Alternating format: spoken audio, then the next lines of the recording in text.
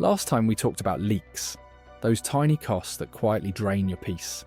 You plugged the leaks, you cancelled the unnecessary, you started feeling more in control. But maybe, even after all that, you still don't feel rich. You got the raise, you're making more than ever. But your stress, still there, your income went up, but your freedom didn't. That's when you realise something no one wants to admit. Money doesn't fix mindset. If your thinking stays the same, your balance will too. Let's talk about it. When you earn more, you should feel relief. But most people don't. Because more money doesn't fix problems. It amplifies them. It gives your habits a louder microphone. If you overspent at $3,000 a month, you'll overspend at $6,000. If you save nothing at $2,000, you'll still save nothing at $5,000. The issue isn't income. It's intention. Lifestyle inflation happens quietly. You tell yourself, I deserve better. I can afford this now. I've worked too hard not to enjoy it. And before long, the new level becomes your new normal. And peace becomes just as expensive as it used to be. I remember when I doubled my income for the first time. I thought I had made it. But a few months later, I was right back where I started. Broke, stressed, and pretending not to be. Why? Because my habits never got the raise. I still treated spending like therapy. I still measured success by the weight of the things I bought. And deep down, I wasn't trying to grow wealth. I was trying to feel worthy. That's when I learned the truth. If your heart doesn't change, your habits won't either. There's a story in scripture about the Israelites leaving Egypt. God freed them from slavery. But they still thought like slaves. They were free on paper, but still bound in mindset. That's what happens with money too.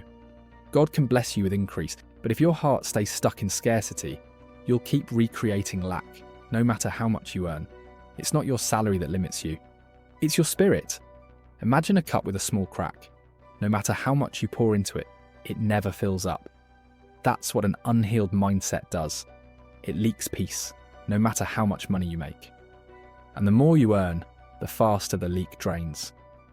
Because abundance without awareness leads to anxiety. Being rich isn't about how much you have. It's about how much you can live without. Wealth isn't measured by your income. It's measured by your independence. It's the ability to say no without fear, yes without guilt, and enough without apology. That's freedom. The moment that changed everything for me wasn't another raise. It was when I decided to live differently. I told myself, if I can't manage $1,000 well, I don't deserve $10,000. So I stopped chasing more. I started managing what is. I built systems instead of emotions. A fixed savings percentage, a giving percentage, a spending limit. And here's what shocked me. Contentment grew faster than my income ever did. Because peace isn't purchased, it's practiced.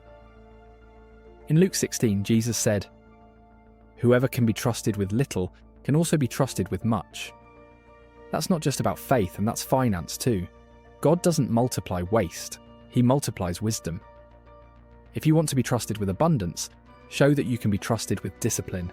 You can pray for overflow all day long, but if your habits have holes, the blessing will drain before it changes you. Here's how you start building true wealth, the kind that lasts. When your next raise comes in, divide it this way. 1. Save automatically. Not after you spend, but before. 2. Give intentionally. Generosity keeps greed from growing roots. 3. Spend responsibly. Not just for comfort, but for purpose. Then, lock those percentages in. Treat them like promises, not goals. Do that for 6 months and you'll realise you don't need more. You need mastery. Here's the part no one talks about. When you finally stop chasing more, you face silence. It's uncomfortable, because for the first time, you're not running, you're resting. And in that rest, you discover something sacred. Peace doesn't come from progress. It comes from presence. That's where God meets you. Not when you buy something new, but when you finally stop needing to. When you master money, you stop measuring worth by wealth. You begin to see that money isn't the reward. Wisdom is. And wisdom teaches you this. If you can find balance in your heart, you'll find balance in your wallet. Because the way you handle love and money reveals what you really value. And that's where we're going next. To the space where purpose, partnership, and peace all collide. See you there.